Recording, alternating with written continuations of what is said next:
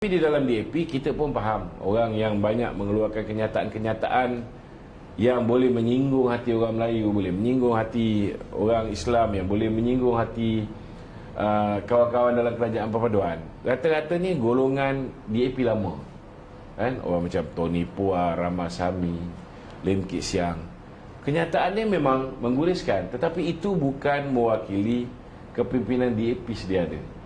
Namun begitu, kena faham bahawa parti kena ada disiplin. Kalau misalnya Tony Puar ni berulang kali, contohnya dalam kes pengampunan diraja, berulang kali menghina, mengkritik, memperlekeh, menganjing kenyataan-kenyataan yang dia keluarkan tu terang-terang, boleh didakwa di bawah Akta Sultan. Kalau parti DAP tak ambil tindakan, orang akan beranggapan bahawa DAP merestui apa yang dia buat.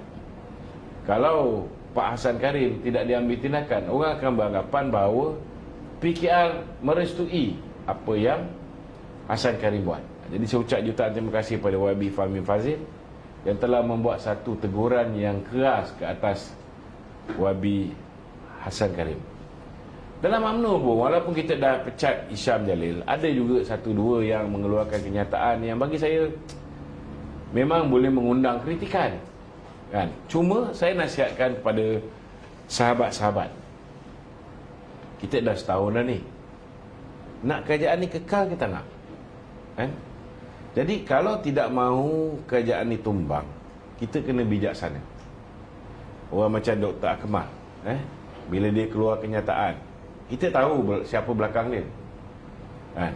Kita tahu ada orang yang tak selesa dengan kerajaan perpaduan ni berada di belakang dia. Jadi itu sebab banyak kenyataan yang keluar daripada dia. Ada setengah orang beranggapan bahawa ini kenyataan orang yang tak apa siuman. So kalau tak puas hati dengan Dr. Akmal, kan, belasah Dr. Akmal je lah. Contohnya adalah beberapa TikTokers, Yani dan sebagainya, kan. Kalau tak puas hati dengan Dr. Akmal, belasah Dr. Akmal, belasah dia as an individual. Jangan bantai Datuk Najib. Datuk Najib ni walaupun dia individu, tetapi dia ni dah macam institusi. Dia lebih berpengaruh daripada UMNO itu sendiri. Dia ada sokongan di kalangan orang Melayu. So bila kita belasah Datuk Najib, kesan dia tu lebih besar, lebih parah, kan? Kalau misalnya ada yang tak puas hati, macam Dr. Fuad Zakarsi, dia bantai Tony Puar sebab Tony Puar membelasah Datuk Seri Najib, tapi dia kaitkan dengan Rafizi Ramli contohnya. So kalau tak puas hati, tegurlah Dr. Puad, kan? Jangan libatkan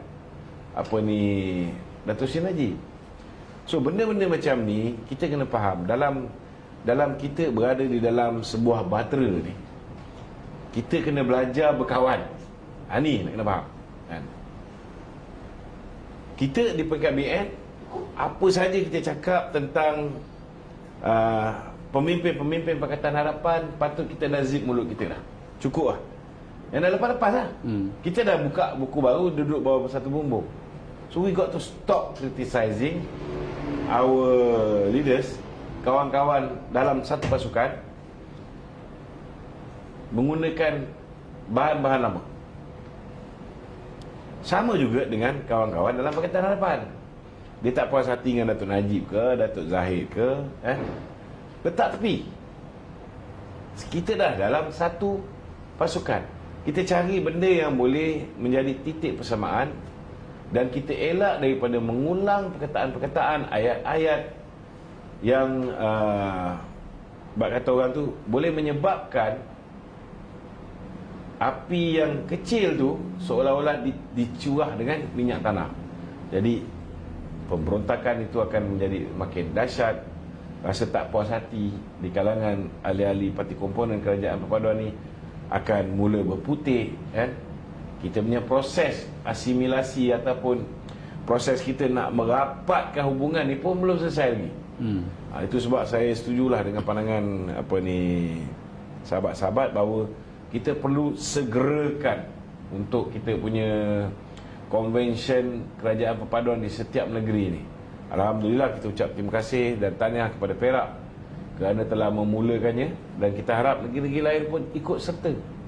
Kalau kita selalu buat program bersama, maka proses untuk sebati, proses untuk merapatkan jurang yang longgar ni, kita dapat kurangkan. Ada juga tanya dengan saya, kenapa saya belasah Tony Puah, belasah pemimpin-pemimpin yang mengeluarkan kenyataan ni. Dia kata over lah, ada yang kata over. Saya jawab simple je, kalau saya tak belasah individu-individu yang cuba meruntuhkan kerajaan perpaduan ini, maka akhirnya kerajaan ini jatuh. Jadi sebelum orang lain, orang UMNO melihat, pemimpin UMNO tidak langsung. Kalau pemimpin UMNO buat salah pun saya belasah. Takkanlah pemimpin daripada DAP ke PKR buat sesuatu yang menghina kita ke, atau macam Tony Puah cakap kita ni korup dan sebagainya, pemimpin kita ni macam-macam, kan? Saya nak diam. Tak boleh, kan? Sebab itu akan menyebabkan orang lain nanti bila mereka react, mereka tak react ke atas individu yang buat salah, mereka react ke atas parti. Apa yang Ram Karpal buat, apa yang Tony Puah buat, apa yang Ramasamy buat, dia orang kata itu DAP, but actually itu bukan DAP punya suara, itu bukan kepimpinan DAP hari ini. Tony Puah dah tidak ada dalam kepimpinan DAP. Ram Karpal bukan lagi menteri, dia dah di drop baru-baru ni. Kita kena faham benda itu, barulah kita tidak terlalu emosional. Orang-orang DAP pun tak pernah kata apa yang dibuat oleh Isham Jalil itu sebagai pandangan UMNO. Sebab mereka tahu itu pandangan Isham Jalil. Dia ada kepentingan-kepentingan dia. Dia ada sebab musabab dia kenapa dia kecewa tak dilantik balik jadi ketua perangan. Dia tak dilantik jadi pengurusi JLC, yang menyebabkan dia berpendirian begitu. Ini kita kena bijaksana.